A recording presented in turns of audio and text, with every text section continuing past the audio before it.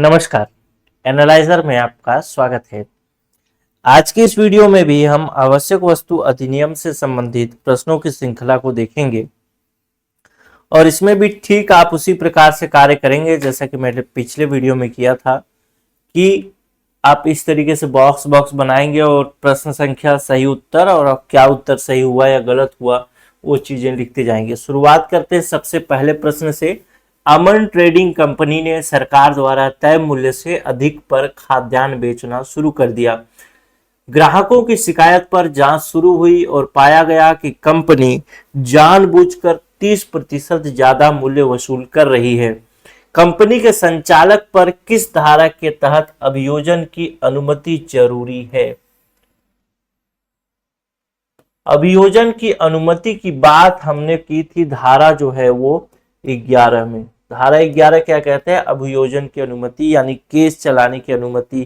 Case चलाने की अनुमति कौन देता है? तो कोई लोक प्राधिकारी यानी लोक अधिकारी देता है, जो पब्लिक सर्वेंट होता है वो होता है। उसके ऊपर ही उसके बाद ही किसी के ऊपर आवश्यक वस्तु अधिनियम 1955 के अंतर्गत कार्यवाही की जा सकती है। तो धारा हो जाएगा आपका 11।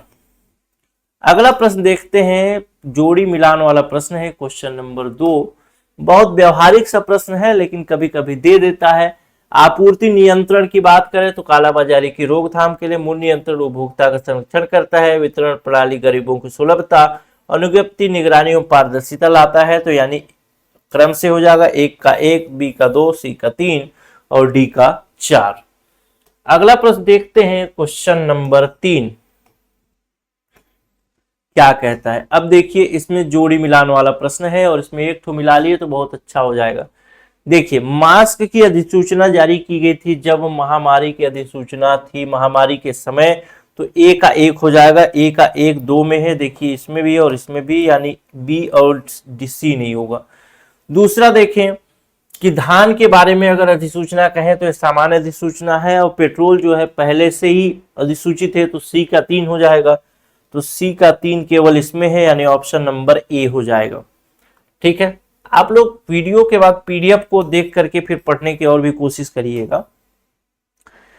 अगला प्रश्न कहता है, केस से संबंधित प्रश्न। राजेश एक थोक व्यापारी है जो चावल की खरीद और बिक्री करता है। उसे सरकार द्वारा एक विशेष आदेश के तहत अधिकतम भंडारण की जो सीमा थी 500 क्विंटल निर्धारित की गई थी।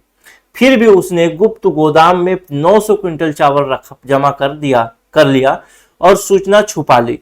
खाद्य अधिकारी, जिला खाद्य अधिकारी ने उसे रंगे हाथ पकड़ लिया और जब्ती का आदेश जारी कर दिया। इस स्थिति में किस धारा के अंतर्गत कार्यवाही की जाएगी? यानी पूछताछ है कि उसको जितना भी लाइसेंस प्राप्त था, परमिट प्राप्त था, उससे अधिक उसने खाद्यान्न या फिर जो भी था उसको स्टोर करके रखा, जबकि उसके स्टोर करने की अधिकारिता नहीं थी।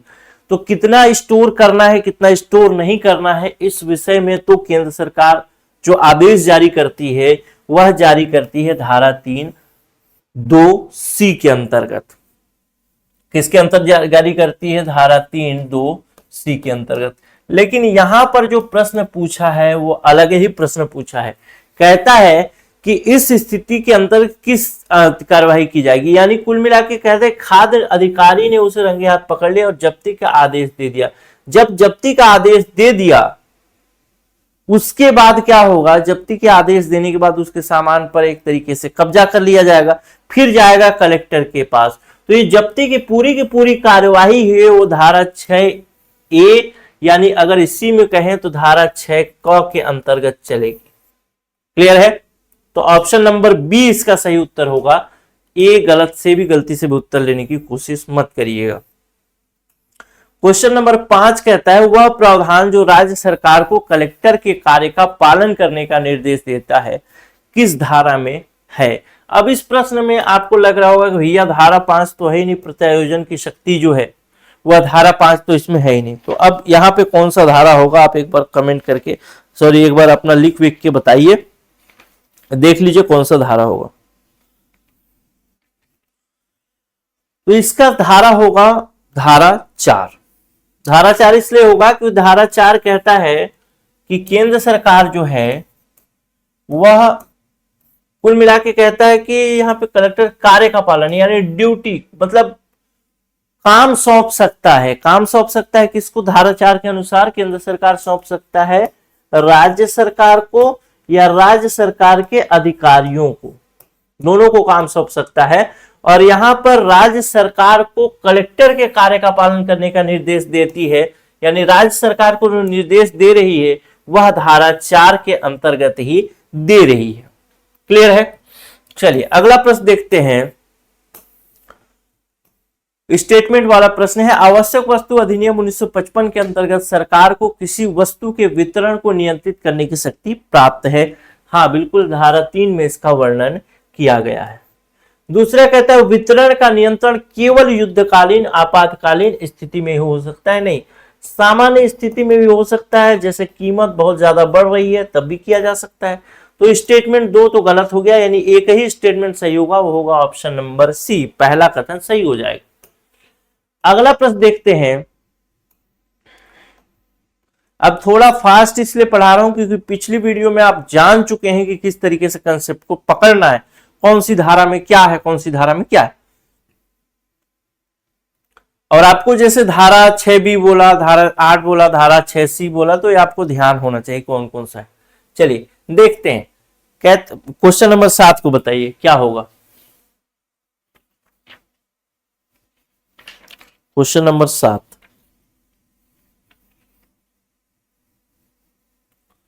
एक जिला कलेक्टर ने एक व्यापारी को गोदाम में बड़ी मात्रा में आवश्यक वस्तु जब्त की। व्यापारी ने कलेक्टर के आदेश को गलत बताते हुए न्यायिक अपील दायर की।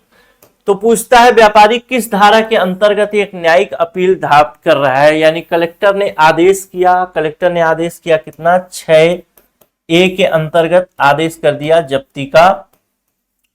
ऐसे ही जैसे बोल रहा हूं 6B के अंतर्गत क्या होगा, यदि कोई मतलब कोई गाड़ी वाहन वगैरह है, तो अगर वाहन यान वगैरह है तो उसके वाहन यान के मालिक को कलेक्टर क्या करेगा, सुनवाई का अवसर देगा। धारा 6C जो कि यहाँ पे पूछा है, जिसमें अगर जो व्यक्ति जिसका सामान जब्त हुआ है, वाहन जब्त हुआ है, वो संतुष्ट नहीं है तो अपील कर सकता है।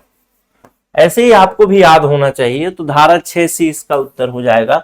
अब आपको ध्यान पूरी तरीके से, मैं जैसे बोला कि हर एक धारा जैसे मैंने बता रहा हूं वैसे ही आपको पता होना चाहिए। तो धारा 6B क्या है, तो वाहन के मालिक को सुनवाई का अवसर देना, ये पता हो गया। धारा 6C क्या है, अपील है। धारा 11 क्या है, जब न्यायालय में कोई बात आएगी अभियोजन के लिए, केस दर्ज होने के लिए, तब के विषय में धारा 11 के अंतर्गत जो लोक प्राधिकारी होगा, लोक सेवक, वो क्या करेगा, अनुमति देगा, तभी उस पर आरोप चलेंगे। धारा 8 क्या है, यह है प्रयत्न एवं दुष्प्रेरण। याद होगा किसी को मतलब इस अधिनियम के अंतर्गत कोई अपराध करने का प्रयास भी करना अपराध होगा, और किसी को प्रोत्साहित करना कि वो अपराध करे वो भी अपराध माना जाएगा। तो धारा 8 भी इसी तरीके से आपको हर एक चीजें एकदम क्लियर रहे तो ज्यादा सही है। अगला प्रश्न देखते हैं क्वेश्चन नंबर 8। कौन सी धारा कहती है कि कंपनी का प्रबंधक भी दंड का भागी हो सकता है यदि अपराध उसकी सहमति से हुआ है। तो यहां पर देखिए, सबसे पहली बात हम लोग पढ़ते हैं धारा 10, और धारा 10 कहता है कंपनियों द्वारा किया गया अपराध। ठीक, धारा 10 जो कहता है वो कंपनियों द्वारा किया गया अपराध की बात करता है। अब धारा 10 के अंतर्गत 2 उपधारा है, उपधारा 1 और उपधारा 2। पहली उपधारा कहता है कि जो कंपनी अपराध करती है उसमें कंपनी के जो भी सदस्य हैं, मतलब उस कंपनी में कार्यरत जो कर्मचारी थे, जो उस समय मेन मुख्य भूमिका में थे, मैं पूरा डायग्राम से बता चुका हूं, वो सब अपराधी होंगे। ठीक, धारा 10 की उपधारा 2 कहता है कि जो उस कंपनी का निर्देशक है, उस कंपनी का जो मालिक है, प्रबंधक है, वो सब भागी होंगे। लेकिन इन लोगों के पास ऑप्शन देता है कि आप साबित करिए कि आप उसमें डायरेक्ट शामिल नहीं थे, तो ये लोग छूट जाते हैं। तो उपधारा 2 यहां पे हो जाएगा। लेकिन मैंने आपको जैसे बताया कि आपको और भी धाराएं जैसे पता होनी चाहिए। तो जैसे धारा 10 ग क्या है, तो आपको पता हो जाना चाहिए आपराधिक मनस्थिति की उपधारणा। उसी प्रकार से अगर बात करें धारा 13, तो धारा 13 क्या है, और धारा 13 वही क्या था वो, क्या तो था धारा 13 में, मैं भी भूल जा रहा हूं। धारा 13 में था आपका क्या था, आदेशों के बारे में उपधारणा, मतलब जो एक आदेश निकलता है, उस आदेश में साइन होता है किसका, किसी अधिकारी का, और अधिकारी जब वो साइन कर देता है तो कोर्ट क्या मानती है कि उस अधिकारी ने ही वो आदेश जारी किया है। उस आदेश को कोर्ट क्या करती है, एक सबूत के रूप में मानती है। और धारा 9 क्या है, तो धारा 9 मिथ्या कथन के रूप में बात करता है, यानी गलत कथन, गलत जानकारी आप देते हैं तो उसके ऊपर सजा का प्रावधान करता है। कितना सजा है, 5 साल तक की सजा है, साथ में जुर्माना भी है। चलिए अगला प्रश्न देखते हैं, वह कौन सी धारा है जो प्राधिकृत नियंत्रक की बात करता है, यानी ऑथराइज कंट्रोलर की बात करता है। हमने पढ़ा था धारा 3, और धारा 3 के अंतर्गत हमने कई उपधाराएं पढ़ी थी। तो धारा 3 के अंतर्गत हमने पढ़ा था, धारा 3 के अंतर्गत हमने पढ़ा था पहली उपधारा, दूसरी उपधारा, तीसरी उपधारा। तीसरी उपधारा कैसे संबंधित था, मूल्य से संबंधित। और चौथी उपधारा मुख्य रूप से बात करता था प्राधिकृत नियंत्रक की, यानी धारा 3 की उपधारा 4 में प्राधिकृत ऑथराइज कंट्रोलर की बात की गई है। ऑथराइज कंट्रोलर को शक्तियां कहां से मिलती है, वहीं पर बताई गई है कि इसको जो भी शक्ति प्राप्त होती है वो केंद्र सरकार से होती है। केंद्र सरकार जितना शक्ति देना चाहे उतना शक्ति इसको दे सकती है। जितना भी केंद्र सरकार शक्ति देगा उतने ही शक्ति का प्रयोग करेगा, उससे अधिक शक्ति का कोई प्रयोग नहीं करेगा। इसके बातों को जो भी कंपनी वाले हैं या जो बिजनेस करने वाले हैं उनको मानना ही पड़ेगा। तो ये सब चीजें बताई गई है धारा 3 की उपधारा 4 में, याद आया होगा। अगला प्रश्न देखते हैं, स्टेटमेंट वाला प्रश्न कहता है आवश्यक वस्तु अधिनियम के अंतर्गत अपराध संज्ञेय और गैर जमानती हो सकते हैं। हो सकते हैं क्या, होते ही हैं, संज्ञेय होते हैं और गैर जमानती होते हैं। संज्ञेय मतलब कॉग्निजेबल ऑफेंस, और गैर जमानती मतलब वहां से क्या बोलते हैं, थाने से जमानत नहीं होगी। दूसरा, ऐसे अपराधों की जांच केवल मजिस्ट्रेट द्वारा ही किया जा सकता है। केवल मजिस्ट्रेट द्वारा नहीं, पुलिस द्वारा भी किया जाता है, और पुलिस ही सामान्य तौर पर जांच करती है। मजिस्ट्रेट का काम जो होता है वो न्याय के क्षेत्र में होता है। तो स्टेटमेंट 2 गलत हो गया, पहला स्टेटमेंट सही हो गया, कथन ऑप्शन नंबर सी सही हो गया। क्वेश्चन नंबर 11, अगर आप लोग को लग रहा होगा मैं बहुत फास्ट चल रहा हूं तो आप एक काम करिएगा, वीडियो को पॉज कर लीजिएगा जैसे प्रश्न आता है। सरकार ने एक आवश्यक वस्तु के उत्पादन में लगे संयंत्र को अस्थायी रूप से अधिग्रहित कर लिया, यानी वो आवश्यक वस्तु बनाता था उसे सरकार ने एक्वायर कर लिया।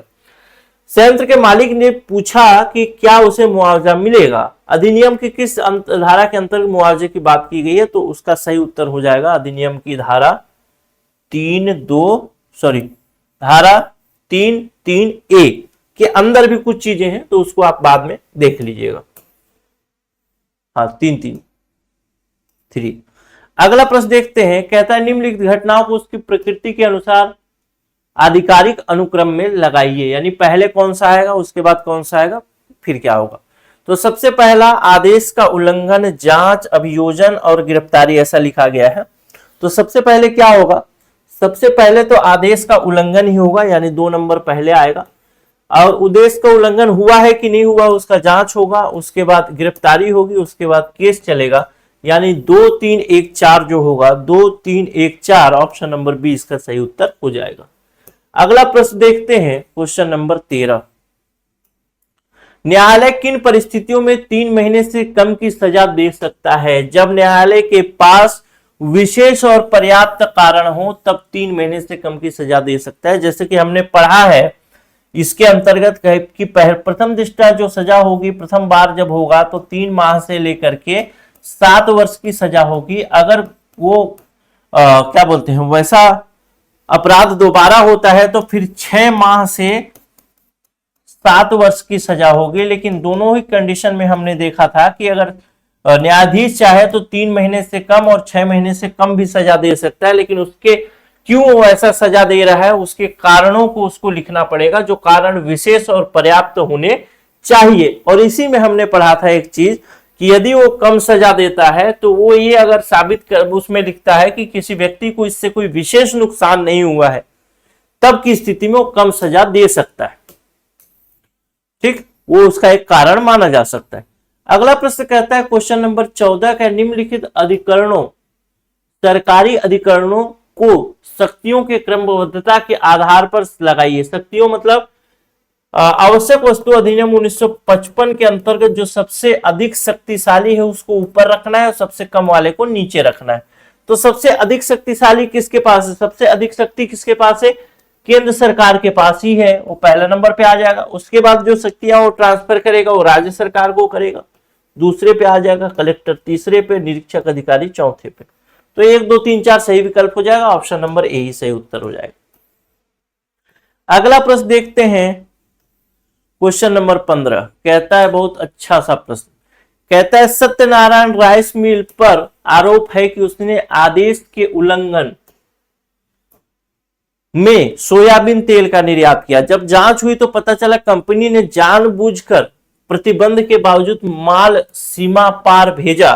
कंपनी पर किस धारा के अंतर्गत दंड लगेगा? तो भैया जो भी शास्त्री की बात करता है वो धारा 7 करता है, तो धारा 7 के अंतर्गत दंड लगेगा। दिखने में बहुत आसान है, लेकिन जब एग्जाम हॉल में इसी को पूछ देगा तो तोते लाल हो जाएंगे। ठीक, तो तोते लाल ना हो इसलिए ध्यान रखिएगा। अगला प्रश्न देखते हैं, चीनी के संबंध में भिन्न भिन्न क्षेत्रों में भिन्न मूल्य निर्धारित करने का अधिकार केंद्र सरकार को किस उपधारा के अंतर्गत प्राप्त है? तो आपको पता है कि धारा 3 पढ़ा था हमने, और धारा 3 में हमने धारा 3 का खंड 3 का ग भी पढ़ा था।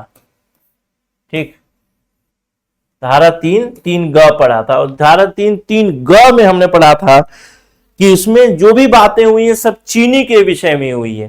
तो अगर इतना भी याद है तो ऑप्शन नंबर बी हो जाएगा आपका। वैसे ये केंद्र सरकार ऐसा क्यों करती है, अलग अलग जगहों पे अलग अलग रेट चीनी का क्यों तय करती है, इसके विषय में भी चर्चा किया था। क्यों? क्योंकि हो सकता है किसी जगह पर गन्ना की लागत अलग है, किसी जगह पर परिवहन की लागत अलग है, तो इस हिसाब से केंद्र सरकार अलग अलग फैक्ट्री या अलग अलग क्षेत्र के लिए चीनी का मूल्य अलग अलग निर्धारित कर सकती है। कौन सी धारा या उपधारणा देती है कि कोई आदेश विधि पूर्वक किया गया माना जाएगा? यानी कहता है कि कोर्ट किसी आदेश को, यानी किसी सरकारी आदेश को जब कोर्ट के सामने पेश किया जाता है तो कोर्ट मानेगा कि वो साक्ष्य है। कब मानेगा? जब उस आदेश में अधिकारी के हस्ताक्षर होंगे। और ऐसी बातें कौन सी धारा में लिखी गई है? तो वो लिखे गए हैं धारा 13 में। अगला प्रश्न देखते हैं, कौन सी धारा न्यायालय को व्यवसाय पर रोक लगाने का अधिकार देती है? कौन सी धारा देती है ऐसा रोक लगाने का व्यवसाय पर? तो वह है धारा 7, क्योंकि सारे सजा की बातें की गई है। वो सजा, व्यवसाय पर रोक लगाना भी एक क्या है? शास्ति है। शास्ति मतलब सजा है। ठीक, व्यवसाय पर रोक लगाना भी एक शास्ति यानी सजा है ना। तो ये बात की गई है धारा 7 की उपधारा 3 में, जिसमें बताया गया है, आपको याद दिला देता हूं, बताया गया है कि यदि कोई व्यक्ति अपराध करता है और वह अपराध पुनः करता है, ऐसा वो बार बार पुनः अपराधी साबित होता जाता है, आरोपी नहीं अपराधी, यानी उसको सजा, मतलब उसको सिद्ध हो गया है कि उसी ने अपराध किया है, तब की स्थिति में बार बार यदि करता है तो धारा 7(3) के अंतर्गत न्यायालय अपनी शक्ति का उपयोग करके उसे कह सकते हैं कि जिस आवश्यक वस्तु के उत्पादन में या फिर वितरण में, जो भी आवश्यक वस्तु के विषय में वो काम कर रहा है, उसके विषय में वो कम से कम 6 माह तक वो कारोबार नहीं करेगा। तो ये मिनिमम 6 माह का ऑप्शन भी आपको याद रखना है, कहीं पूछ लेगा तो। ठीक, तो धारा 7 का 3 हो जाएगा। अब देखते हैं अगला प्रश्न, कहता है कि भारत ऑयल डिस्ट्रीब्यूशन लिमिटेड को सरकार ने आदेश जारी कर कहा कि एलपीजी सिलेंडर केवल अधिकृत वितरकों के माध्यम से ही वितरित किए जाएं। कंपनी इस आदेश का पालन न करते हुए निजी वितरकों को सिलेंडर दे दिया। इस आदेश के उल्लंघन पर क्या कार्रवाई हो सकती है? केवल चेतावनी दी जा सकती है। धारा 3(2) के उल्लंघन पर दंडात्मक कार्यवाही की जा सकती है। धारा 6(b) के अंतर्गत जब्ती की जा सकती है, केवल अनुबंध रद्द हो सकता है। तो धारा 3(2) के अंतर्गत उसको जो वो दिए गए थे, जो भी उसको परमिट या जो आदेश दिए गए थे, उस आदेश का उसने उल्लंघन किया, तो इसके लिए जो दंडात्मक कार्यवाही होगी वो की जा सकती है। ऑप्शन नंबर बी हो जाएगा। अगला प्रश्न देखते हैं, धारा 7 के अंतर्गत प्रथम बार अपराध की अधिकतम सीमा क्या होगी? इसको हमने पढ़ भी लिया कि 3 माह से लेकर के 7 वर्ष होती है। दूसरी बार अगर वो करता है तो क्या होगा? 6 माह से लेकर 7 वर्ष हो जाएगा। अंतिम जो लास्ट वाला है 7 वर्ष, वो कम ज्यादा नहीं होता है। शुरू में 3 माह है, वो 6 माह में कन्वर्ट हो जाएगा, लेकिन इसको भी न्यायाधीश चाहे तो कम कर सकता है। 3 माह से कम कर दे, 6 माह से कम कर दे, कोई दिक्कत नहीं। तो ऑप्शन नंबर क्या हो जाएगा? डी हो जाएगा, 7 वर्ष। अगला प्रश्न देखते हैं, यदि कोई कंपनी इस अधिनियम का उल्लंघन करती है तो जिम्मेदार किस पर लागू होगी? तो धारा हमने देखा है धारा 10, और धारा 10 में 2 उपधाराएं देखिए, एक और दूसरा। पहली उपधारा कहती है कि जो भी कंपनी से संबंधित है, कंपनी से संबंधित अधिकारी हैं, उन पर लागू होगी, और दूसरा कंपनी पर भी लागू होगी। उपधारा 2 कहते हैं कंपनी पर। अब कंपनी पर लागू होने का मतलब है उसके निर्देशक, उसके सचिव, उसके संचालक, उसके प्रबंधक आदि पर, सभी पर लागू होगी। यानी ऑप्शन नंबर क्या हो जाएगा? सी हो जाएगा।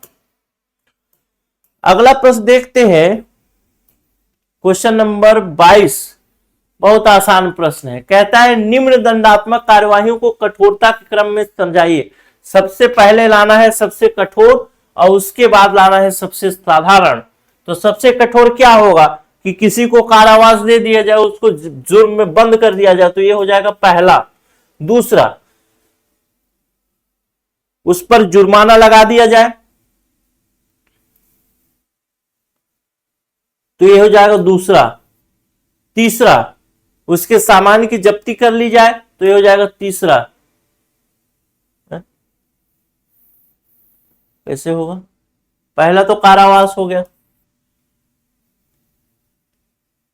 कारावास के बाद आ जाएगा, लास्ट में आएगा चेतावनी। ये बात तो फिक्स है, चेतावनी सबसे आसान होगा। तो या तो ये होगा या तो बी होगा। अब देखते हैं, पहले जुर्माना आएगा कि जब्ती? तो कठोर क्या होगा?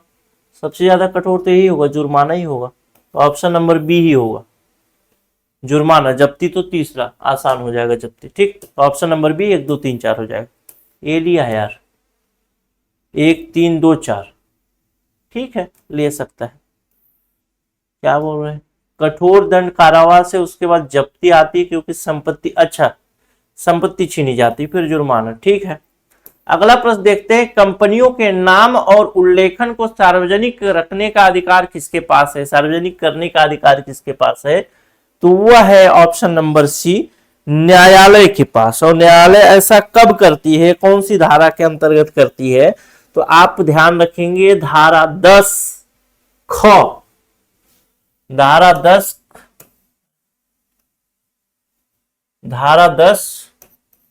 ख के अंतर्गत न्यायालय कर सकती है। क्या करेगी? कंपनियों के नाम को उजागर कर सकती है, और उसको क्या उल्लंघन किया है उसको उजागर कर सकती है, वो कंपनी स्थान कहाँ है, कौन सा काम करती है, ये भी उजागर कर सकती है। इसमें क्या बताया गया है? इसमें बताया गया 3 पॉइंट। पहला पॉइंट क्या कहता है? कि कोर्ट ऐसा आदेश जारी कर सकती है, कोर्ट ऐसा आदेश जारी करेगी। तो दूसरा पॉइंट बताता है कि उसको जो पेपर वगैरह में छपवाएगी तो उसका पैसा कौन देगा? तो कंपनी देगी, इसको 2 में बताया है। वसूली कैसे होगी? तो भू राजस्व संहिता के अनुसार होगी, 3 में बताया गया।